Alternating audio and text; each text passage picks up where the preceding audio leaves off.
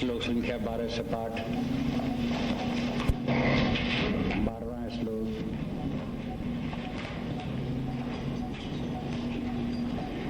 ज्ञेयं यत्तत् प्रवक्ष्यामि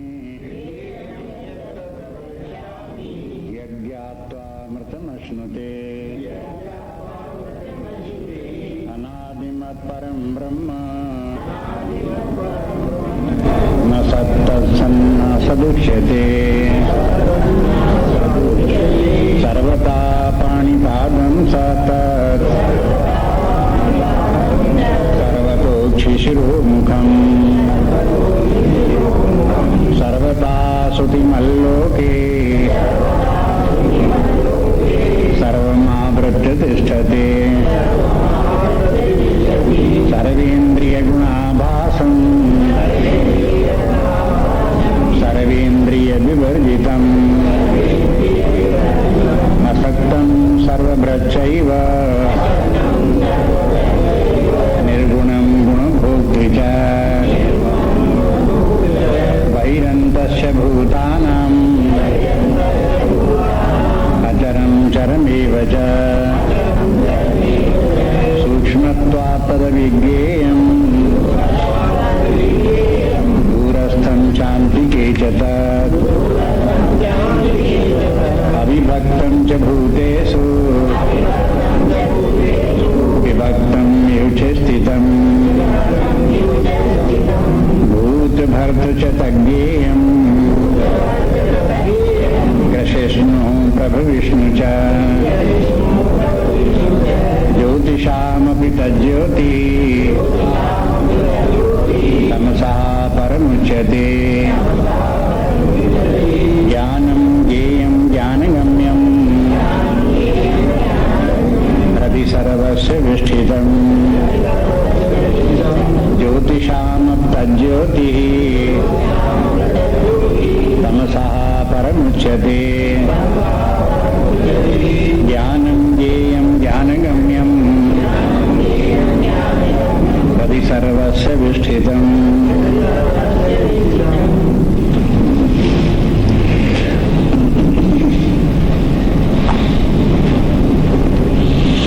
तो देखें, भगवान ने प्रारंभ किया कि ज्ञेय क्या है। ज्ञेय परब्रह्म परमात्मा है। ज्ञेय माने जानने योग्य, जिसे जानना चाहिए वो परब्रह्म परमात्मा ही है। उसको जानने के लिए पहले क्षेत्र समझो, क्षेत्रज्ञ समझो, ये विभाजन किया। जो क्षेत्र है वो ज्ञेय नहीं है।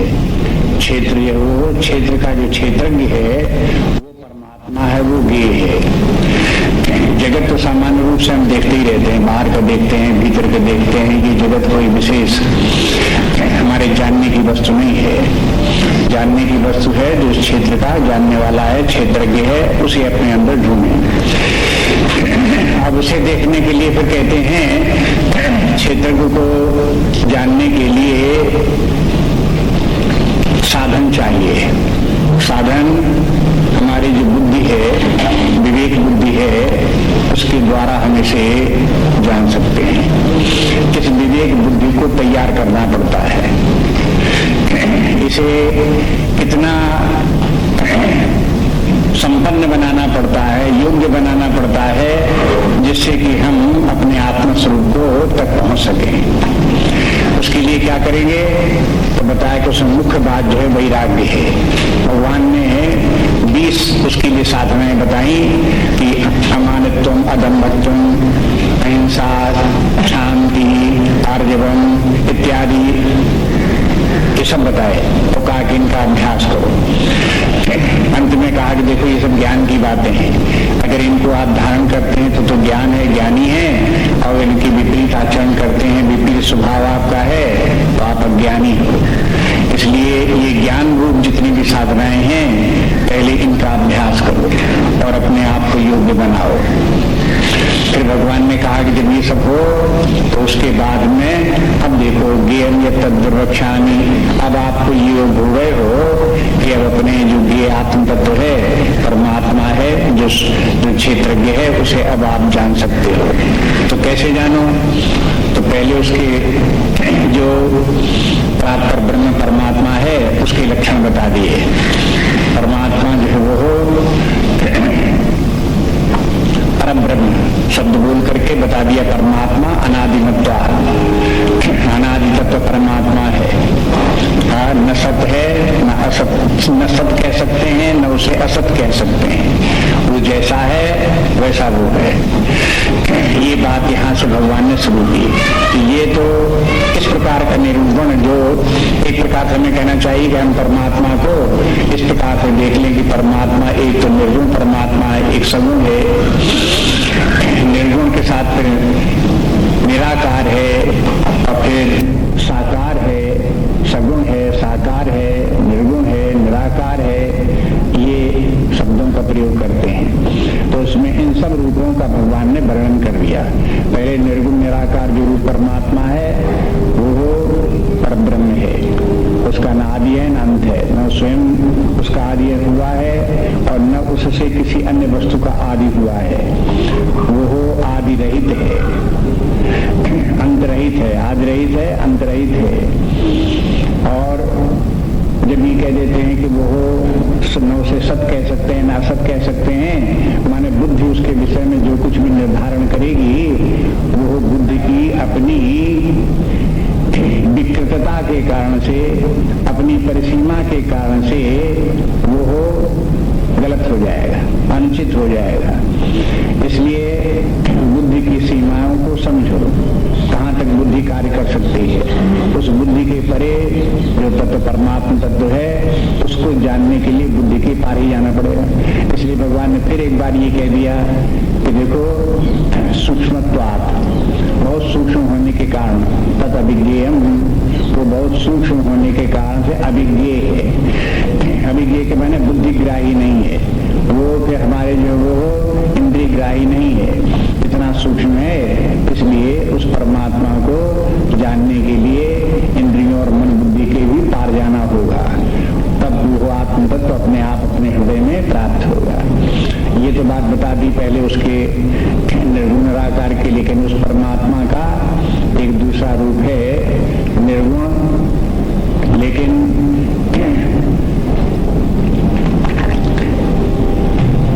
यूं तो एक तो निर्गुण निराकार हो गया और फिर सगुण है, वो भी निराकार, सगुण निराकार, निर्गुण निराकार, निर्गुण निराकार तो परब्रह्म परमात्मा हो गया और सगुण निराकार वो ईश्वर हो गया। उसे कार्य ब्रह्म भी कहते हैं, उसे अपर ब्रह्म भी कहते हैं। तो ये जो अपर ब्रह्म है या कार्य ब्रह्म है या सगुण निराकार परमात्मा है, ये भी उसी परमात्मा का ही रूप है। उस रूप में देखने के लिए भगवान ने बता दिया कि समस्त जगत को देखो, जहाँ पर जितनी भी इंद्रियां हैं, मन है, बुद्धि है, उन सब में वो विद्यमान है, उन सबको वो संचालित कर रहा है। तो ये अब ईश्वर का रूप आ गया। ईश्वर के माने सगुण निराकार। उसके बाद फिर कहते हैं कि देखो वो सगुण परमात्मा, निराकार परमात्मा साकार भी हो सकता है, माने तो सगुण और साकार रूप हो गया। जब हम बाई जगत को, समस्त जगत को देखते हैं, आकाश से लेकर के पृथ्वी तक के पंचमहाभूतों से बना हुआ ये समस्त जगत, ये परमात्मा का सगुण और साकार रूप है। सगुण तो है ही परमात्मा ये सारा जगत, लेकिन साकार रूप है। ये है, इसमें भी सावधानी रखनी पड़ती है। ऐसा लगता है कभी कभी कि ऊंची ऊंची बातें बोले जा रहे हैं, गलत, एक तरफ दूसरी बात कहते हैं, दूसरी तरफ दूसरी बात कहते हैं। एक और तो ये है कि ये जगत ज्ञेय नहीं है, ये जगत शून्य है, ये जगत मिथ्या है। दूसरी तरफ ये कहते हैं कि जगत परमात्मा का ही स्थूल रूप है। तो अब ये कहने का तात्पर्य ये है कि आप केवल जगत को, जड़ जगत को देखते हो तो आप गलत देखते हो। उसे दृष्टि को सही करो। सही दृष्टि क्या है? इस दृष्टि से देखो कि परमात्मा क्या है। परमात्मा ने इस जगत का रूप धारण किया हुआ है। इस जगत के रूप में परमात्मा को देखो, जगत को जगत करके मात्र बन देखो। जगत को जगत मात्र करके देखेंगे तो ये अज्ञान है, ज्ञान नहीं है, भ्रांति है। जब जगत को परमात्मा का स्वरूप करके, परमात्मा का ही रूप है, परमात्मा की ही अभिव्यक्ति है, परमात्मा का ही प्रकाश है ये सारा जगत, इस प्रकार से जब देखेंगे तो इस जगत की सही दृष्टि है। अब आपने इस जगत को जो देखा वो सही रूप में देखा, तो उस रूप में भी परमात्मा का वर्णन भगवान ने कर दिया कि देखो इस रूप में भी ये परमात्मा है। इतना वर्णन करने के बाद में अब ये कहते हैं कि देखो अब उस परमात्मा को रियलाइज करो, अपने आप में अनुभव करो। उस अनुभव करने के लिए क्या देखो कि वो परमात्मा अपने अंदर बाहर सर्वत्र विद्यमान है। यहाँ से देखना प्रारंभ करो। आपके शरीर में जो जीवन है वो परमात्मा ही के कारण है। आपकी इंद्रियों में जो चेतना है, इंद्रियों से जो आप विषयों का ज्ञान ग्रहण कर रहे हैं, इस चेतना की समझे की क्रियाएं, ये चेतना की सक्रियता परमात्मा से ही है। परमात्मा ही इन इंद्रियों में स्थित होकर के विषयों को ग्रहण कर रहा है। फिर बता दिया मन बुद्धि में भी जो चेतना है वो परमात्मा की ही चेतना है। इस प्रकार से परमात्मा को अपने अंदर देखो। अन्य जितने भी प्राणी, जितने भी व्यक्ति हैं, उनमें सब में जहाँ कहीं आपको चेतना दिख रही है वो परमात्मा की चेतना है। अब इस प्रकार से देखो कि जो चेतना जितनी की चर सृष्टि जितनी है उसमें सर्वत्र जो चेतना है वो परमात्मा की है। अब जड़ सृष्टि को देखो, ये जड़ सृष्टि में जो सत्यत्व भाषित होता है जगत में वो परमात्मा का है। परमात्मा सारे जगत का, जड़ जगत का भी अधिष्ठान परमात्मा है। बिना परमात्मा की सत्ता से ये जगत नहीं हो सकता, जैसे मिट्टी के बिना घट नहीं हो सकता। इस प्रकार से देखो कि सारे जगत का अधिष्ठान परमात्मा है। इस तरह से वो परमात्मा सारे जगत में व्याप्त है। परमात्मा को सारी जगत में व्याप्त देखते हैं तो किस प्रकार से? सर्वाधिष्ठान होकर के व्याप्त देखते हैं। ऐसे करके परमात्मा को सारी जगत में देखने का प्रयास करो। इतनी बात तो ये हो गई। अब भी जो परमात्मा को जो देखना है वो परोक्ष परमात्मा का देखना है। जितना वर्णन कर गए अभी, अगर आप देखते हो कि ये सारे जगत का अधिष्ठान परमात्मा है तो ये परोक्ष परमात्मा का ज्ञान। अगर आप इंद्रियों में, मन बुद्धि में परमात्मा को देख रहे हो, अनुभव कर रहे हो तो ये परोक्ष ज्ञान है। अब इसको अपरोक्ष बनाओ। अपरोक्ष बनाने के लिए फिर भगवान क्या कहते हैं कि आप अपने हृदय में चलो। अब अपने हृदय में स्थित होकर उसे परमात्मा को देखो। यद्यपि परमात्मा सर्वत्र है जैसा कभी कहा, लेकिन उस परमात्मा को अपरोक्ष रूप में देखना हो तो आप अपने हृदय में देखो, क्योंकि वहीं आप अपने मन बुद्धि के जो सीमाएं हैं उनसे पार जा सकते हो। वैसे तो आप सारे जगत में घिरे हुए हो, भौतिक जगत में घिरे हुए हो, भौतिक शरीर में घिरे हुए हो, इंद्रियों से घिरे हुए हो, मन बुद्धि से घिरे हुए हो, लेकिन इनसे बाहर निकल करके परमात्मा तक पहुंचने का रास्ता किधर से है? हृदय गुहा से होकर के है। एक हृदय गुहा है, उसके अंदर घुसो और निकल जाओ बाहर के, तो आप जगत के बाहर निकल जाओगे। जहाँ जगत के बाहर निकल गए तो सर्वत्र आपको परमात्मा ही परमात्मा दिखेगा। और वहां स्थित होकर के अगर परमात्मा को देखते हो तो परमात्मा ही दिखेगा, जगत उपलब्ध नहीं होगा। जगत कब तक है? जब तक कि आपकी बुद्धि और इंद्रियां काम कर रही हैं। यानी जब तक आप अपनी बुद्धि में आकर के वास कर रहे हो और बुद्धि के द्वारा व्यवहार कर रहे हो, इंद्रियों के द्वारा व्यवहार कर रहे हो, शरीर के द्वारा व्यवहार कर रहे हो, तब तक आपके लिए सूक्ष्म जगत और स्थूल जगत है। जैसे आप शरीर के द्वारा जब तक व्यवहार करोगे अपनी इंद्रियों से, मन बुद्धि से, तब तक आपके सामने स्थूल जगत है। जब आप शरीर से संबंध छोड़ करके, जैसे निद्रा में सो गए और शरीर से संबंध आपने टेम्परेरी संबंध छोड़ दिया शरीर से, तो आप उस समय देखेंगे आपका जगत से संबंध विच्छिन्न हो गया। आपके लिए बाह्य स्थूल जगत नहीं रह गया, समाप्त। इसी प्रकार से जब तक आप अपनी इंद्रियों में रहेंगे, तो मन बुद्धि में रहेंगे, तब तक आपको अपनी वासनाओं के अनुसार, अपने पूर्वानुभव के अनुसार, अपनी स्मृतियों के अनुसार आपको कुछ न कुछ अनुभव होता रहेगा।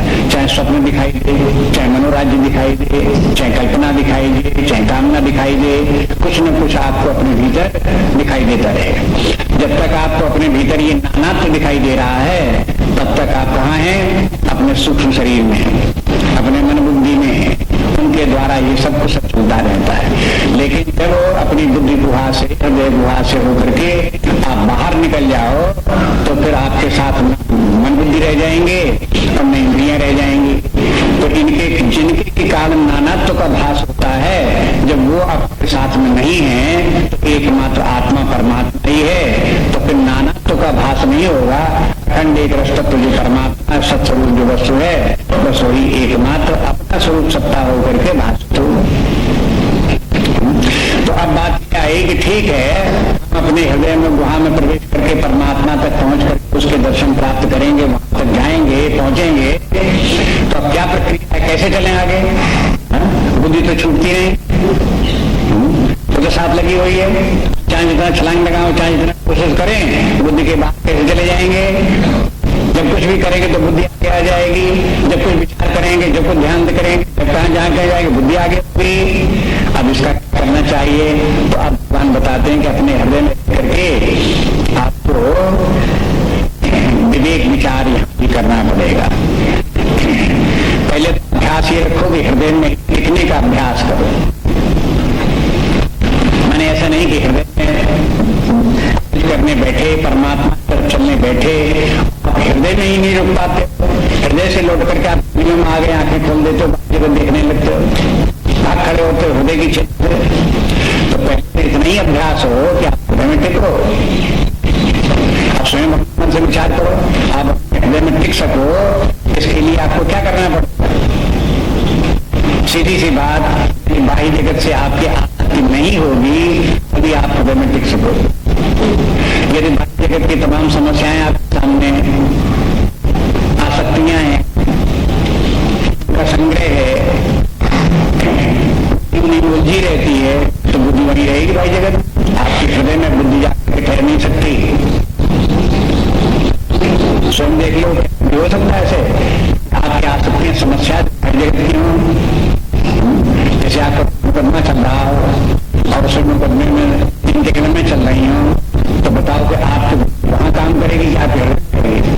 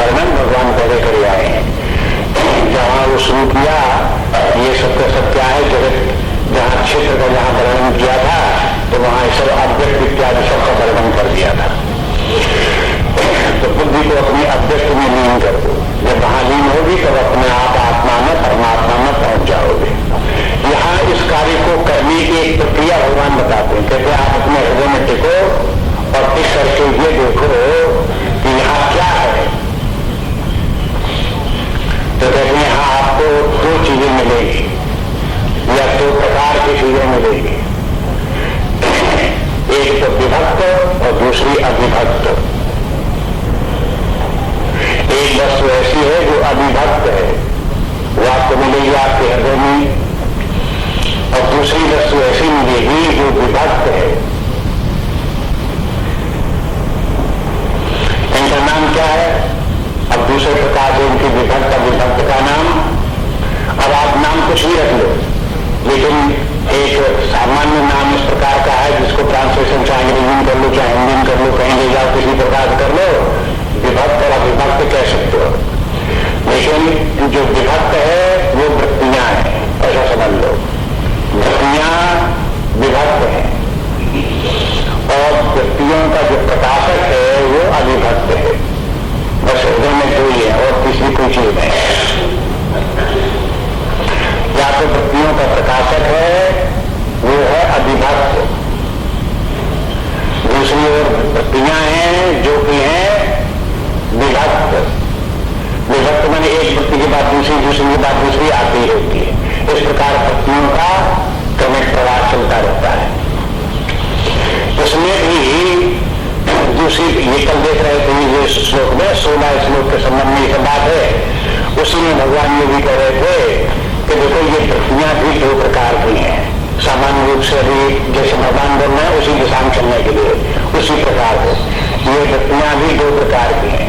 एक वृत्तियां तो विषयाकार वृत्तियां हैं, जिनमें माने हमारे चाहे हम देख रहे हों और चाहे न देख रहे हों, इस मन से अगर हमारे मन में घट आ गया तो घटाकार वृत्ति बन गई, तो ये विषयाकार वृत्ति है।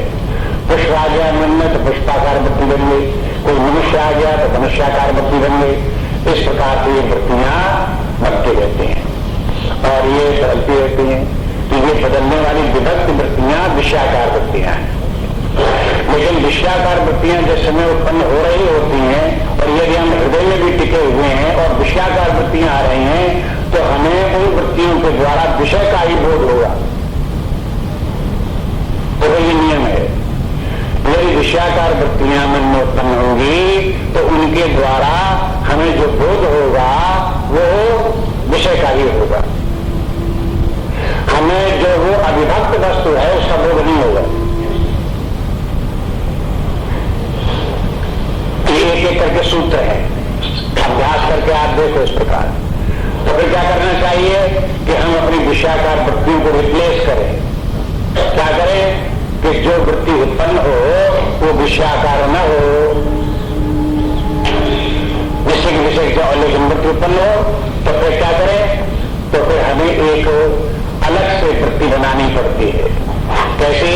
जैसे ओंकार की वृत्ति, ओम की वृत्ति उत्पन्न हुई, विस्तार पाई, लीन हो गई, तो ओंकार की वृत्ति विषयाकार वृत्ति नहीं है। जब ओम की वृत्ति उत्पन्न होगी तो आपको कोई वृक्ष है या वस्तु है या मकान है या घट है पता ऐसी कोई चीज याद नहीं आएगी, क्योंकि ओमकार की है ही नहीं। ओम इस तरफ कहीं इंडिकेट करता ही नहीं है। इसलिए ओंकार की जब वृत्ति उत्पन्न होगी तो विषयाकार वृत्ति नहीं आएगी। तो विषयाकार वृत्तियों को रिप्लेस करने के लिए, उनको हटाने के लिए, उनको रोके रखने के लिए ओंकार की वृत्ति को उत्पन्न करो और ओंकार की वृत्ति भी बनी रहे। आपके ओंकार की वृत्ति के स्थान में विषयाकार वृत्ति ना आ जाए, इसके लिए काम और करो। वो क्या काम करो? ये देखो कि ओंकार की वृत्ति कैसे उत्पन्न होती है, कैसे लीन होती है। तो ये बात दूसरी पंक्ति में भगवान ने कहा, भूत भक्त तज्ञेयं ग्रसिष्णु प्रभविष्णु च।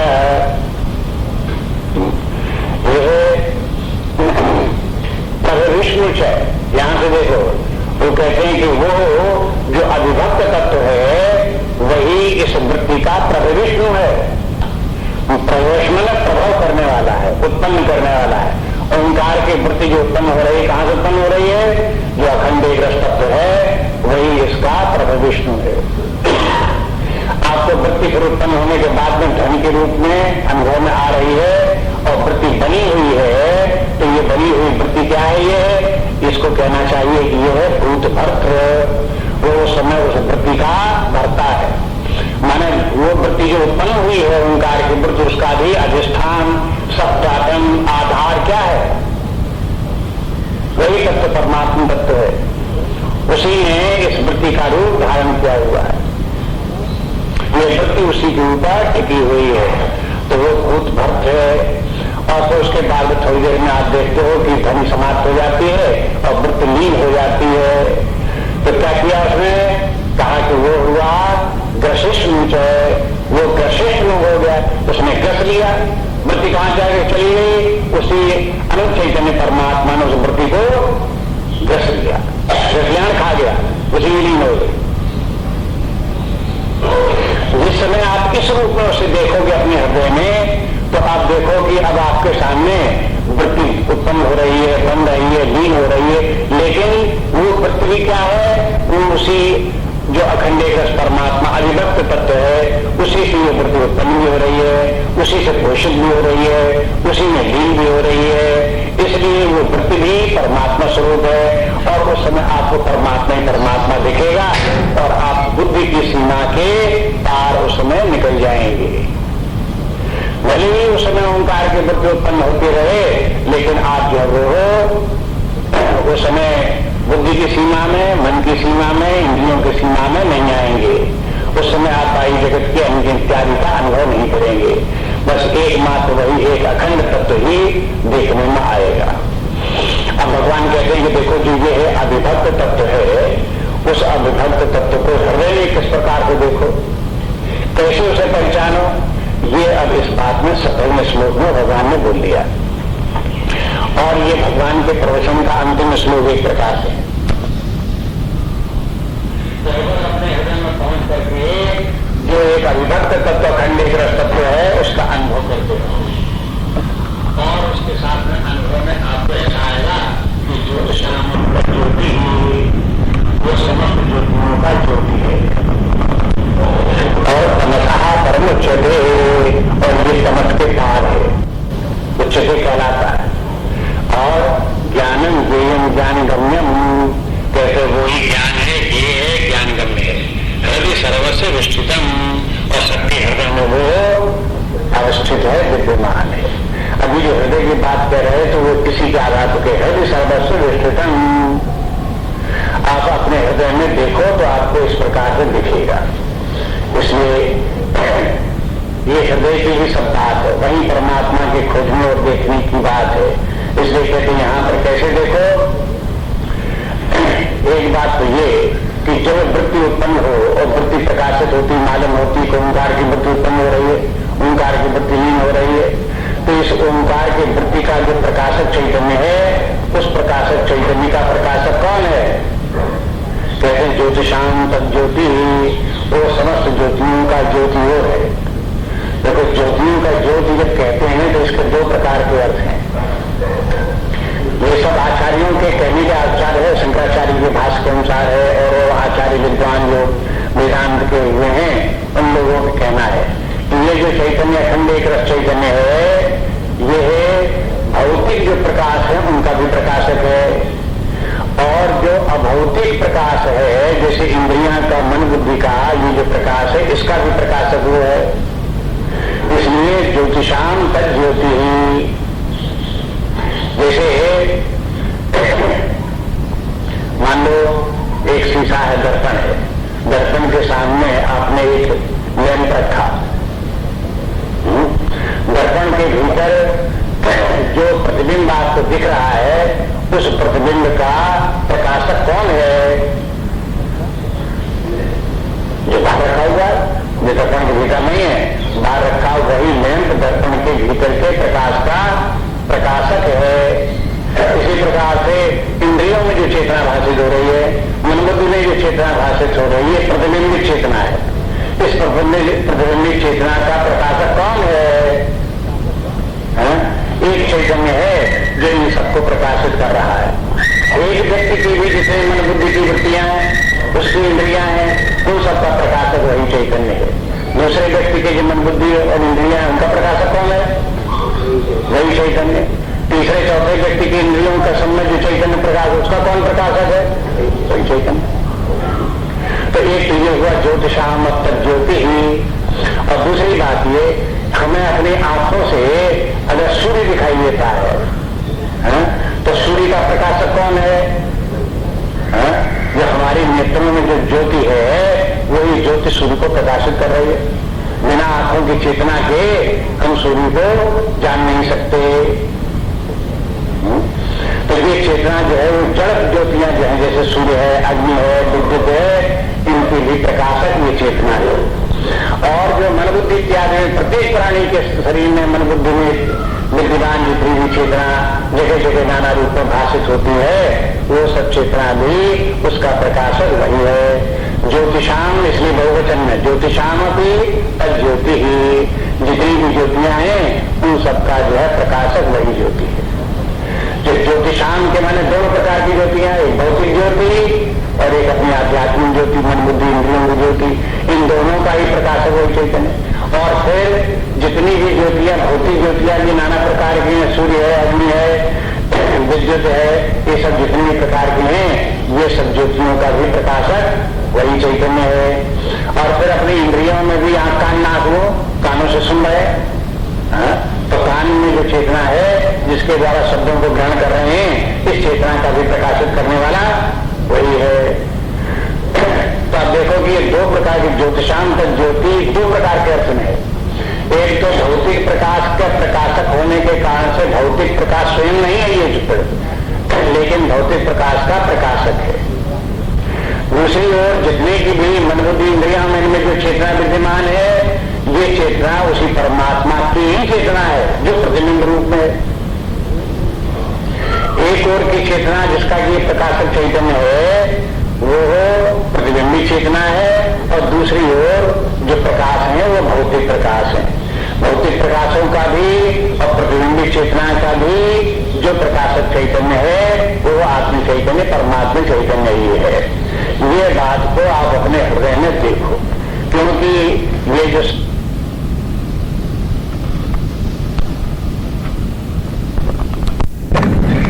जिसके के द्वारा हम पहले इसको समझ सकते हैं, ये चेतना स्वरूप होकर जो विद्यमान है, तो जब पहले हमने इसको चेतना के रूप में पहचान लिया तो अस्तित्व के रूप में भी पहचान में आ जाएगा, ये है आनंद के रूप में भी पहचान में आ जाएगा, सर्वव्यापी होने के रूप में भी पहचान में आ जाएगा, सर्वांतर्यामी होने के रूप में भी पहचान में आ जाएगा। ये सब बाद में होता जाएगा। बस एक बात पहले ये ध्यान रखें कि ये चेतना स्वरूप है और अपने हृदय में जो ये चेतना है, ये है जो नित्य विद्यमान चेतना है। अब देखो इंद्रियों की चेतना नित्य विद्यमान नहीं है, मन बुद्धि की चेतना नित्य विद्यमान नहीं है। ये भी वहीं देख लो हृदय में अपने अनुभव से।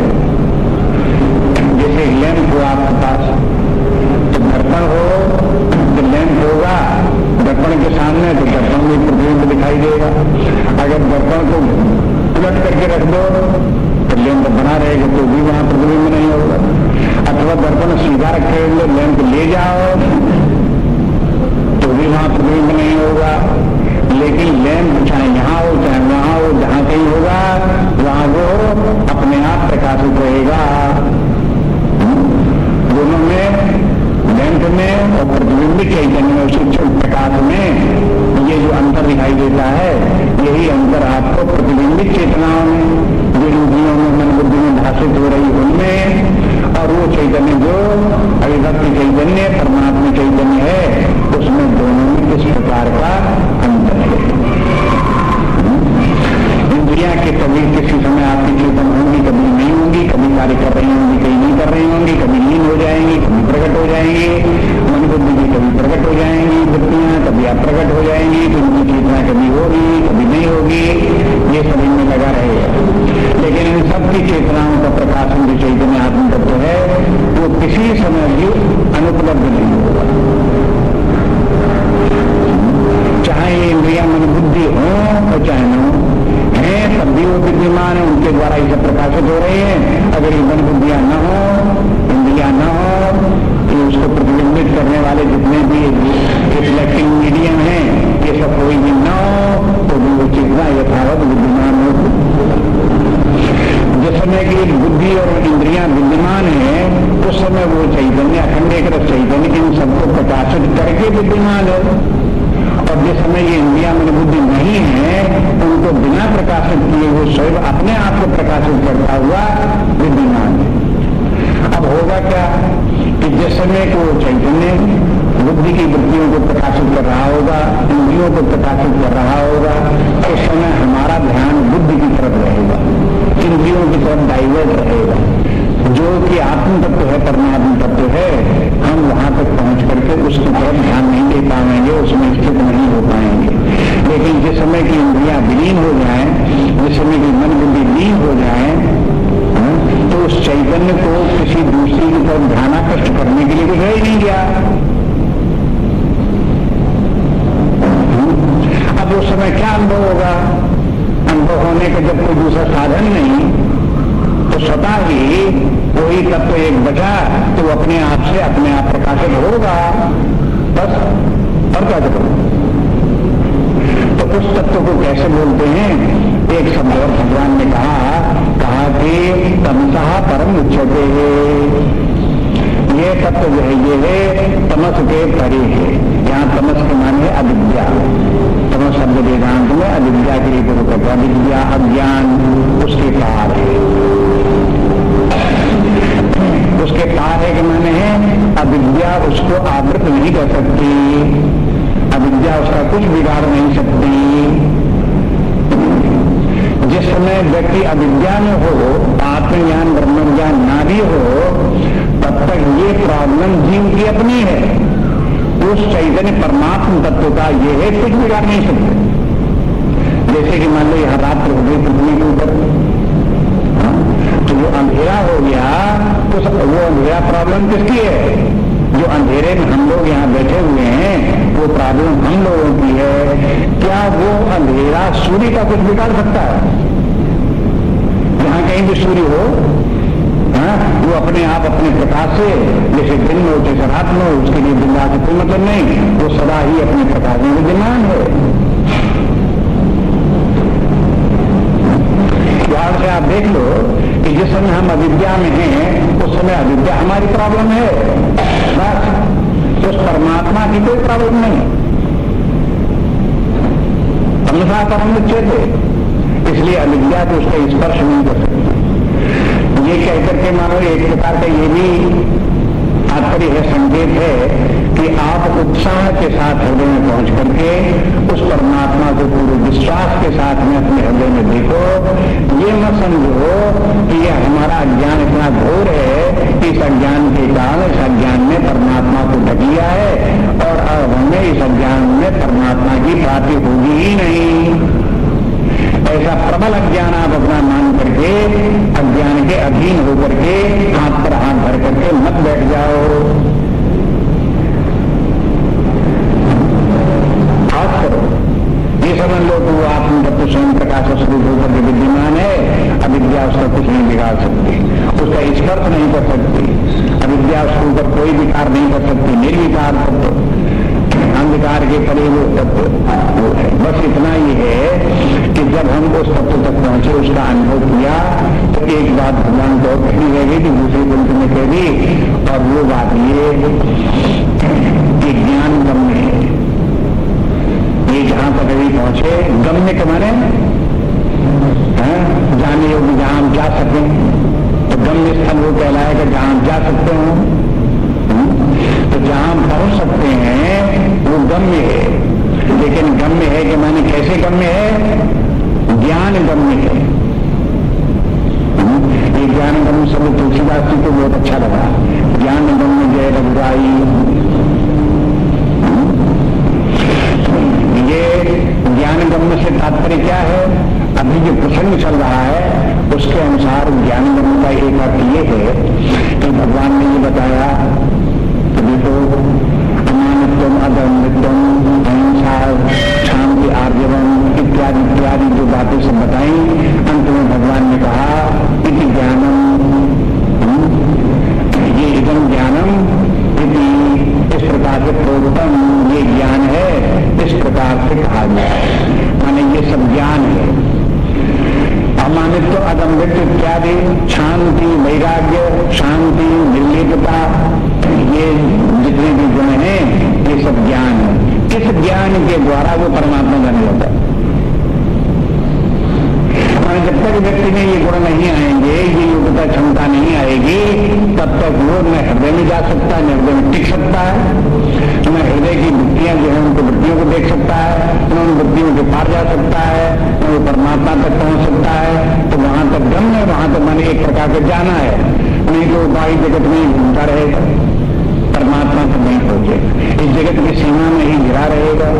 परमात्मा तक एक प्रकार का मानो ये जाना हुआ, अब भाई जगत से अपने अंदर आए, इंद्रियों में आए, इंद्रियों से मन बुद्धि में आए, मन बुद्धि से और आगे बढ़े, परमात्मा तक पहुंचे। तो ये आगे की गति जो है वो कैसे होगी? ज्ञान गम में। इसलिए फिर याद रखें तो अमानित्व अगम्यत्व उनका अभ्यास करना पहले आवश्यक हो। आप उनकी उपेक्षा नहीं कर सकते। अगर आप उनकी उपेक्षा आपने की तो जहां पड़े हो उसी दलदल में पड़े रहेंगे, निकल नहीं सकते। ये कहीं किसी व्यक्ति के वैयक्तिक वचन नहीं है, किसी संत के, ऋषि के या किसी व्यक्ति ने अपने आप कही वो बात नहीं है। ये बात जो है सर्वशास्त्रों के द्वारा प्रमाणित बात है और भगवान ने स्वयं अपने मुख से कही है, इसलिए ये बात सुलझाना सत्य है। इसके बाद कोई व्यक्ति चाहना चाहे कि हम इसके अलावा भी कोई तरीका निकाल लेंगे, कोई और उपाय निकाल लेंगे, तो निकलने वाला नहीं है सब। इसलिए इसमें भगवान ने जो कुछ यहाँ पर बोला है उसमें पहले ही कह दिया कि देखो ऋषिभीर बहुदात्मिकम छंदोभीर प्रभुदय दुर्दय पृथक ब्रह्मसूत्र पदस्यैव हेतु मदभिर निश्चित ही। कहते देखो ऋषियों ने भी इसको इसी प्रकार से कहा है, देखो ब्रह्मसूत्र में भी इसी प्रकार से निश्चय किया गया है और वही बात हम तुमको बताते हैं। इसको मैंने क्या हुआ? हाँ, सब एक मत है। आप ये मत समझो कि सब कोई कुछ कहता, कोई कुछ कहता, हजारों तरीके हैं और किसी किसी प्रकार से हम कुछ कर लेंगे। कहते सबका एक मत है कि जब तक कि आप व्यक्त नहीं होते, जब तक अहंकार नहीं छोड़ते, जब तक आसक्तियां नहीं छोड़ते, जब तक अभिमान नहीं छोड़ते, तब तक आप पार नहीं जा सकते। इसी दलदल में संसार चक्र में पड़े रहोगे। इसलिए ज्ञान गम्य। दूसरी बात ज्ञान गम्य की ये है कि ये परमात्मा जो है वो जो इसके लिए ज्ञानम ज्ञेयम, ये है जो ज्ञेय है, ये है ज्ञान स्वरूप है और ज्ञान के ही द्वारा जाना जाता है। ज्ञान के द्वारा जाने के माने है परमात्मा ज्ञप्त स्वरूप है। संस्कृत में एक शब्द है ज्ञप्ति। ज्ञप्ति ज्ञप्ति को शायद हम हिंदी ट्रांसलेशन करें तो अवेयरनेस कर सकते होंगे। Self awareness. सेल्फ अवेयरनेस में बुद्धि की जरूरत नहीं है, इंद्रियों की जरूरत नहीं है। वो चैतन्य स्वयं अपने आप से अपने आप को प्रकाशित कर रहा है। तो ये व्यक्ति के मैंने वो चेतना में चेतनत्व का भास, अपने अस्तित्व का बोध, अनुभूति स्वयं उसी चेतना के द्वारा अपने आप होती है। इसलिए ये ज्ञान स्वरूप है और ज्ञान के द्वारा ही जाना जाता है। किसको ज्ञान के अलावा अज्ञान में रह करके उसका ज्ञान नहीं हो सकता। अज्ञान की अवस्था में फिर मन बुद्धि की बुद्धियां हैं, इंद्रियां हैं, राग द्वेष है, बाह्य जगत के विषय हैं, शरीर है, अपना पराया है, अहंकार आदि हैं, बस यही सब यहाँ पर है। फिर उस परमात्मा को इस सीमा में उस परमात्मा को जैसा कि अनंत होकर के परम चेतना स्वरूप होकर के जैसा परमात्मा है वैसे करके वो अनुभूत यहाँ होने वाला नहीं है। जहाँ होने वाला है, जैसे होने वाला वैसे होने वाला। उसके बाद की बात यह है कि भाई एक बार जब आप वहां तक पहुंच करके आपने उसके साक्षात अप्रोक्ष दर्शन इस प्रकार से कर लिए, व्यक्त रूप में ज्ञान स्वरूप होकर के उसका बोध अपने हृदय में कर लिया, जान गए उसको।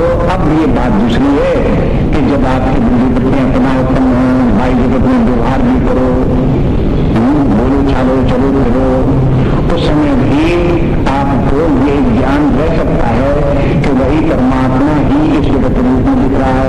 जिसको वहां दिखाए थे वही देखो सब जगत रूप में दिख रहा है। वही परमात्मा ही देखो सब प्राणियों के अंदर जितनी भी छिपा है वही देखो वही छिपा है, यहाँ पर भी उपलब्ध है। एक बार चूंकि उसका असली रूप देख आए तो यहाँ पर जहाँ की प्रच्छन्न रूप जितने भी हैं उन प्रच्छन्न रूपों में वो छिपा नहीं रह सकता। आप उसको जो वो पहचानते इस रूप में है, वो यहाँ पर इस रूप में है। इसलिए ऐसी अवस्थान पर वो परमात्मा सदा के लिए उपलब्ध होगा। इसलिए कहते हैं कि परमात्मा एक बार उपलब्ध होगा तो सदा के लिए उपलब्ध होगा। सदा के माने ये है कि ऐसा नहीं कि जिस समय आप अपने हृदय में स्थित होकर के परमात्मा तक पहुंचे तो वहां परमात्मा को दर्शन कर लिए, उसके बाद फिर अज्ञान आ गया, फिर अविद्या आ गई, फिर परमात्मा अज्ञात हो गया, फिर परमात्मा दूर हो गया, ऐसे नहीं होता। उसके बाद फिर वो परमात्मा दिखता ही रहता है, बुद्धि में भी दिखता रहता है, इंद्रियों में भी दिखता रहता है, आई जगत में भी उपलब्ध होता रहता है। इसलिए कहीं कहीं गीता में भी और अन्य अन्य ग्रंथों में भी ये कहा गया कि देखो परमात्मा जो वो अद्वितीय है, बुद्धि के द्वारा वो नहीं जाना जा सकता। और दूसरी तरफ ये भी कहा गया कि वो परमात्मा बुद्धि से ही जाना जाता है। दोनों बातें, वो दोनों बातें अपने स्थान पर ठीक है। परमात्मा केवल बुद्धि से ही जाना जाता है, इंद्रियों से नहीं जाना जाता, आंख कान नाक मुंह से नहीं जाना जाता, बुद्धि से ही जाना जाता है। बुद्धि से ही जाना, एक अर्थ तो बुद्धि से ही जाना जाता है, इसका ये तात्पर्य है कि जब बुद्धि सात्विक हो, सूक्ष्म हो, अंतर्मुखी हो, और जब बुद्धि से ये समझ में आ जाए कि बुद्धि की परिसीमाएं क्या हैं, तब उस बुद्धि से परमात्मा जाना जाता है। दूसरा अर्थ यह है कि जब बुद्धि के पार जाकर के परमात्मा को देख लिया, जान लिया, तो फिर वो परमात्मा का ज्ञान बुद्धि में भी अवतरित होता है, फिर बुद्धि में भी वो ज्ञान आ जाता है। जिस परमात्मा का हम लोग पर्याय हैं वो हमारी बुद्धि में भी है कि अभी तो हमने परमात्मा का अनुभव किया ही है, वही परमात्मा है, यथार्थ रूप वही है। इस प्रकार से वो परमात्मा बुद्धि में भी आ गया। जब बुद्धि पर पहली बारी जब बुद्धि सात्विक बुद्धि के द्वारा जो परमात्मा देखा जाता है, उसे तो योग्यता, क्षमता, साधन, चतुष्टय, ज्ञान इत्यादि कहते हैं, क्योंकि वो साधन है, उसके द्वारा फिर परमात्मा का बोध हुआ। लेकिन परमात्मा का ज्ञान होने के बाद जो बुद्धि में परमात्मा का ज्ञान आया, वो परमात्मा का अवतार है, अवतार। भगवान राम ने अवतार लिया, कृष्ण ने अवतार लिया, ईश्वर अवतार क्यों है? ये अवतार केवल इसमें ये नहीं है कि कहीं पृथ्वी पर, कहीं किसी नगर में, कहीं स्थान में भगवान ने अवतार लिया, बस कथा खत्म हो गई। वो तो परमात्मा जो है वो अपने अंदर भी, अपनी बुद्धि में भी अवतार लेता है। जब परमात्मा बुद्धि में अवतार लेता है तो फिर उसके बाद में क्या होता है? जो अवतार लेने के बाद भगवान राम ने किया वो सब अपने भीतर होता है। भगवान राम ने अवतार लेकर के क्या काम किया? असुरों का संहार किया, वो तो काम वही था। असुरों का संहार किया और पृथ्वी की रक्षा की, तुमों की रक्षा की, ब्राह्मणों की रक्षा की, इनकी रक्षा की और असुरों का संहार किया। वो परमात्मा भी जब बुद्धि में अवतरित होता है तब यही कार्य करता है। वो भी असुरों का संहार अपने भीतर करता है, पृथ्वी की रक्षा करता है, लोक की रक्षा करता है, ब्राह्मणों की रक्षा करता है। अपने भीतर असुर बैठे हुए हैं, उनका वो सत्यानाश करता, सबका संहार कर देगा। मोह रूपी रावण भगवान राम ने मार दिया। रावण किसका प्रतीक है? मोह का। तो जहां भगवान ने अवतार लिया, रावण मोह को मार दिया, मोह खत्म हो गया। इसी तरह अपने अंदर मोह नाम के कोई मोह कहीं शहरों में, नगरों में कहीं घोड़े थोड़े मिलेगा आपको कि किस नगर में मोह रहता, चलो वहां। अरे मोह तो अपने भीतर है, वो अपने भीतर मोह है। जब अपने भीतर परमात्मा अवतार लेगा तब तो हमारे भीतर का मोह मरेगा। और ये बात होती जिसके हृदय में परमात्मा अवतार लेता है उसी का मोह मरता है, बाकी लोगों का मोह बना रहता है, यथावत तो चलता रहता है। एक बार परमात्मा एक हृदय में अवतार लेकर के सबके मोह का थोड़े नाश कर देता। इसलिए जब वो हर व्यक्ति को ये साधना करनी पड़ती है और अपने हृदय में उस परमात्मा को अवतरित करना पड़ता है, उस परमात्मा को देखो। तो जब परमात्मा अवतरित होकर के सारा कार्य करता है, इसलिए उसके बाद भी धीरे धीरे करके सेटल होना पड़ता है। एक बार यहाँ हृदय में परमात्मा के दर्शन कर लिए तो धीरे धीरे प्रतीक्षा करो। मनो शत्रुपा ने तपस्या की, बहुत दिन तपस्या की, उसमें कहा था हजारों वर्ष तपस्या की, रामायण में लिखते हैं तुलसीदास जी। तपस्या करने के बाद जो है भगवान ने दर्शन दिए। उन्होंने शत्रुपा से कहा कि वरदान मांगो, तो इन्होंने कहा कि हम आपके समान पुत्र चाहते हैं। भगवान ने कहा कि हम आपके अपने समान कौन बोलते फिरेंगे, हम ही आकर के तुम्हारे यहाँ अवतार देंगे। तो क्या बोले भगवान कि अच्छा जाओ, अब कुछ तुम यहीं रहो, यहीं पर तो तुम्हारा प्रावधान साथ जब तुम्हारा शरीर ही समाप्त हो तब तुम ये शरीर छोड़ करके स्वर्ग में जाना, इंद्र लोक में जाकर के वास करना है। और फिर वहां जब तुम वास करोगे कुछ काल तक, फिर जब समय आएगा तब तुम अयोध्या में दशरथ और कौशल्या के रूप में शरीर धारण करोगे। जब वहां तुम आओगे तब हम वहां अवतार लेंगे। तो कितनी देर लगेगी? भगवान ने वरदान दिया, लेकिन ऐसे नहीं कि अच्छा आ गए उनको तुम्हारे पुत्र रूप होकर के जो वरदान, ऐसा नहीं दिया कि हम वरदान के रूप में इतनी देर के बाद, इतने दिनों के बाद तब आएंगे।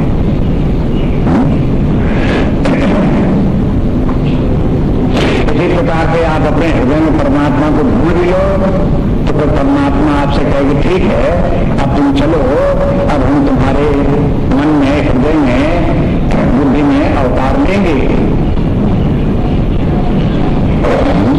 तो कब अवतार लेंगे? जैसे मन शत्रुपा का जब समय आया, जब काल आया तब होगा, तब अवतार लिया। गीता में एक जगह एक पद आता है, स्वामी विवेकानंद ने उसका बार बार उदाहरण दिया है, कालेन आत्मनि विन्दति, कालेन आत्मनि विन्दति। काल क्या है? कालेन आत्मनि विन्दति। अब कोई व्यक्ति अपने हृदय में रोक तो कोई नहीं सकता, अपने आप में धीरे धीरे करके भीतर आत्मा तक पहुंच सकता है, लेकिन परमात्मा तक पहुंचने के लिए पहले जो से साधन अमानित्व और दंडित्व करने पड़ते हैं, अहंकार त्याग करना पड़ता है, उसमें भी समय लगता है, तब आत्मज्ञान तक प्राप्त होता है। और आत्मज्ञान प्राप्त हो जाने के बाद में भी वो परमात्मा बुद्धि में अवतरित हो, अपनी इंद्रियों में आवे, अपने कार्य व्यापार में व्यवहार में आवे, जीवन लीला हमारी जितनी भी है वो परमात्मा मय हो जाए, उसके लिए समय लगता है। इसलिए जो ये भगवान ने यहाँ तक आकर के ये बात पूरी कर दी। अब अगला श्लोक देखिए, समापन का श्लोक। यदि क्षेत्रम तथा ज्ञानम ज्ञेयं चोक्तं समासतः मद्भक्ताय तद्विज्ञाय मद्भावायोपपद्यते।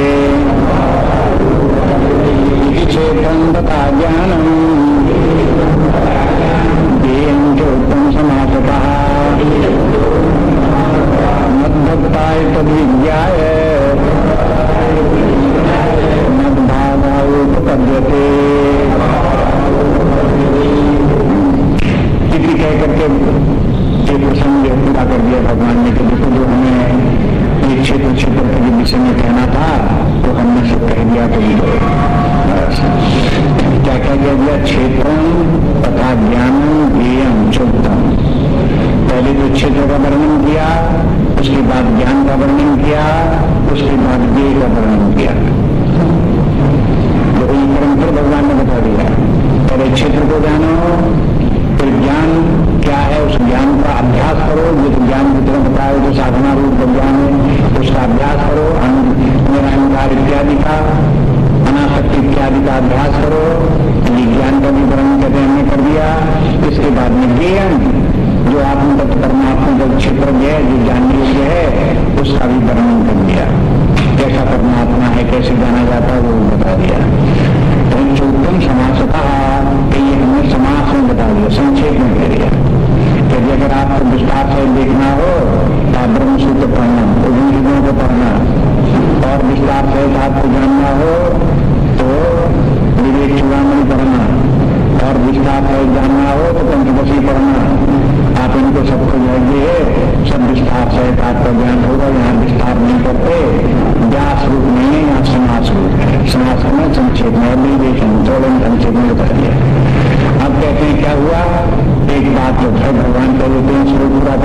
करेंगे तो देखो संक्षेप में बात यह है, आदि की बात, पहली बात यह है कि मत भक्ता एतद विद्या है, मेरे भक्त ही इसको जानते हैं। ये तो प्रारंभिक बात है। अंतिम बात क्या है? कहते हैं मत भावा योग बंधते, अंत में जब ये सब ज्ञान व्यक्ति का हो जाता है तो वो मेरे ही भाव को प्राप्त हो जाता है। आदि अंत दोनों बातें हो गई। बिना भगवान की भक्ति के ये सब ज्ञान प्राप्त नहीं होगा। इसलिए 12वां अध्याय जब पूरा हो गया तो भक्ति की बात भगवान ने कर दी। नाम 12वां अध्याय जब वो हो गया तब 13वां अध्याय में फिर भगवान ने ज्ञान का वर्णन किया। उसके माने पहले भक्ति होनी चाहिए, तब ज्ञान की बात होनी चाहिए। ये तात्पर्य यहाँ इस प्रसंग में है। ऐसे करके जहाँ भगवान ने ज्ञान करके जहाँ पर वर्णन किया था, ये आपको बताते रहते हैं, अमानित्वम अगम्यत्वम इत्यादि कहा था, वहां भी भगवान ने कहा था कि भक्ति का वर्णन वहां भी किया कि भक्ति जो है वही ज्ञान है। तो उनमें 20 बातों में से एक भक्ति भी है। उस भक्ति का अभ्यास करो, जब भक्ति बढ़ेगी तब ये सब ज्ञान प्राप्त होगा। भक्ति पढ़ने पर ये ज्ञान प्राप्त, भक्ति बढ़ने पर ये ज्ञान प्राप्त होगा। इसका तात्पर्य क्या है? तो देखो, हाफ हार्टेड आप रहे तो परमात्मा की प्राप्ति नहीं होती। आपको ये लगा कि चलो हमें थोड़ा यश कीर्ति भी प्राप्त हो जाए, थोड़ा धन संपत्ति भी प्राप्त हो जाए, हमें दुनिया की चीज भी प्राप्त हो जाए, सब भी प्राप्त हो जाए, लोग कुछ हमारी प्रशंसा भी कर दें, कुछ ये भी मिल जाए। जब तक ये भावना आपकी रहेगी तब तक आपको परमात्मा की प्राप्ति नहीं होगी। क्योंकि आप परमात्मा को चाहते भी रहें तो हाफ हार्टेड रहेंगे। हाफ हार्टेड व्यक्तियों को परमात्मा की प्राप्ति नहीं होती। फुल हार्टेड के माना यह है कि पूर्ण रूप में परमात्मा में प्रेम। परमात्मा कहते तो और कुछ नहीं चाहिए। अनन्य योगेन, वहां भगवान ने बोला कि अनन्य योगेन भक्ति अव्य विचारिणी, कि जो व्यक्ति अनन्य भाव से उससे मेरी भक्ति करेगा और भक्ति भी उसकी अव्य विचारिणी होगी, उसको ये मैं प्राप्त हूं। तो जब तक इस प्रकार होल हार्टेड होकर के परमात्मा के लिए व्यक्ति नहीं लगेगा और मनुष्य शंका नहीं, उसको नहीं लगेगी धन परमात्मा मुझे न मिले, जो कुछ है हमारे हाथ में वो भी स्लिप हो जाए, चला जाए, तो इस प्रकार डरता रहेगा और परमात्मा को प्राप्त करने के लिए प्रयास नहीं करेगा तो जहां का तहां रह जाएगा। इसलिए कहते हैं कि उसको मत भक्ता है, ये तब विद्या है, मेरा भक्त उसको जानेगा। विद्या में जान करके क्या करेगा, उसकी दशा क्या होगी? मत भावा योग तब देते, वो स्वयं परमात्मा हो जाएगा, स्वयं ब्रह्म हो जाएगा। स्वयं ब्रह्म हो जाएगा कि मैंने ऐसा नहीं कि उसका ट्रांसफॉर्मेशन कोई होगा, उसमें कोई चेंजेस आएंगे तो हो जाएगा। उसे ये पता चल जाएगा हम ब्रह्म ही हैं। तो ब्रह्म तो पहले से ही है, केवल इन सब साधनाओं के द्वारा अपने ब्रह्म स्वरूप का बोध हो जाएगा।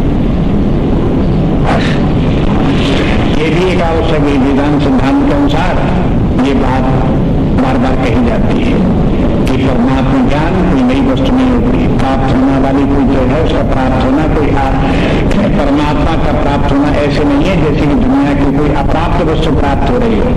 परमात्मा का प्राप्त होना ऐसे है जैसे कि अपने गले में पड़ी हुई माला का ही होश आ जाए कि हाँ गले में पड़ी हुई है और मिल जाए माला। तो गले की पड़ी हुई माला अगर किसी व्यक्ति को मिल गई तो कोई अप्राप्त वस्तु नहीं मिल गई तो उसके पास ही। ऐसी परमात्मा तत्व तो उसका है ही है, परमात्मा स्वरूप तो है ही है। जो बुद्धि में आकर के उसका विस्मरण पड़ा हुआ था, विद्या रूप हो गए, उसका विस्मरण था, वो विस्मरण समाप्त हो जाता है। उसके स्थान पर अपने स्वरूप की बोध होकर के परमात्मा स्वरूप हो जाता है। इसके साथ जो ये है, ये प्रसंग 18वें श्लोक में शुरू हुआ। इसके बाद 22वें श्लोक से अभी प्रसंग चलेगा आगे, क्षेत्र क्षेत्र के नहीं चलेगा, लेकिन इसको अब दूसरे प्रकार से भगवान लेंगे। जो बातें किसी दूसरे प्रकार से, अनेक प्रकार से ज्ञान कहा जा सकता है, अनेक प्रकार से प्रतिपादन हो सकता है, तो एक दूसरे प्रकार से इसका प्रतिपादन करेंगे और क्षेत्र क्षेत्र का वर्णन करके अंत में जब समाप्त होगा तब भगवान फिर कहेंगे कि देखो क्षेत्र क्षेत्र की बात अब पूरी हो गई। अब आज तो ये गीता का यहाँ पर ये इस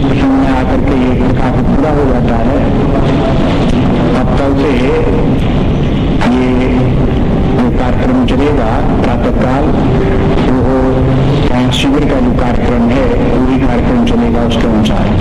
उस कार्यक्रम में गीता बंधन आपको जिनके पास होगा आप अपने अपने कार्यक्रम देख लो। तो उसमें गीता कहीं नहीं लिखा है, इसके मैंने गीता का कल से क्या होगा, अनध्याय होगा, छुट्टी होगी। अनध्याय के मैंने छुट्टी दी। जब टाइम समाप्त हो जाएगा तब फिर इसका प्रारंभ होगा। इसके बीच में आप जो है वो जो साधना है मैंने इसको लिंक कर दो इस प्रकार से कि जो भगवान ने कहा था कि हमने क्षेत्र का वर्णन किया, ज्ञान का वर्णन किया, ज्ञेय का वर्णन किया। तो अब आ गए जो को 10-5 दिन में इस बीच में ज्ञान चलता है, तब जो इसमें ज्ञान जिसे भगवान ने कहा है अमानित्वम अदम्भित्वम का अभ्यास करें, उसके विषय में ज्यादा जानकारी प्राप्त करें।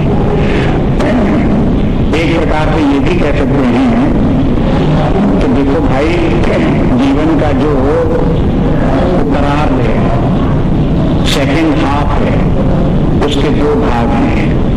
एक तो है थर्ड एज और दूसरा भाग है फोर्थ एज। ये दोनों ही जो उत्तरार्ध भाग जीवन का है ये परमात्मा के लिए ही डेडिकेटेड है। शास्त्रों ने कहा कि इतने जो उत्तरार्ध भाग जीवन का है उसको आप भौतिकता से मत जोड़ो, मुझे भौतिकता की तरफ वहां ध्यान मत दो। जो भौतिक जीवन जीना था वो जी लिया। अब जो उत्तरार्ध है, आधा लास्ट हाफ है, इसको टोटली परमात्मा के लिए, परमात्मा की प्राप्ति के लिए लगाओ। एक बात ये। दूसरी बात ये, उसमें लगाने के लिए क्या करो, तो उसको 2 भागों में बांट दो। उसका भी पूर्वार्ध प्रारंभ कर लो।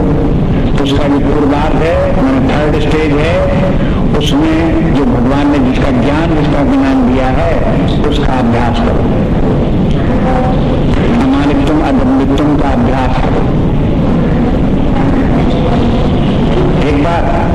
और जब ये 4th स्टेज में एंटर करो, ये तीसरा समाप्त हो जाइए, तब उसके बाद में आप क्या करो, ज्ञेयम जब तक प्रवक्षान जो भगवान ने कहा तो ज्ञेय तत्व परमात्मा तत्व को प्राप्त कर लो।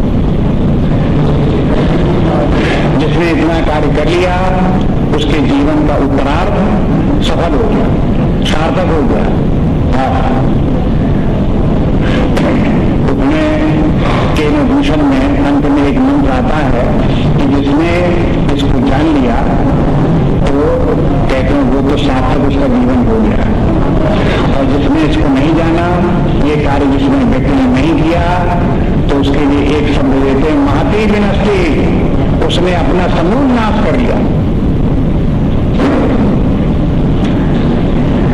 धनी हो चाहे संपन्न हो चाहे बड़ा पद प्राप्त हो, कुछ भी कर लिया हो, लेकिन उसने अपना नाश कर लिया। आप ये मत समझिए गप सड़ाकर की बातें हैं, इस श्रुतियों में सब बातें ऐसी खामखा कह दी गई हैं। ये अपने स्थान में बिल्कुल सत्य बात है। इसलिए अपना विनाश न करके अपने जीवन का सदुपयोग करें, रक्षा करें और जो लक्ष्य जीवन का है उसे प्राप्त करने का प्रयास करें। सब इन दिनों में भी जो कार्यक्रम चलेगा वो बड़ा मूल्यवान है। ऐसा न समझे कि ऐसी छोटी मोटी बातें हैं।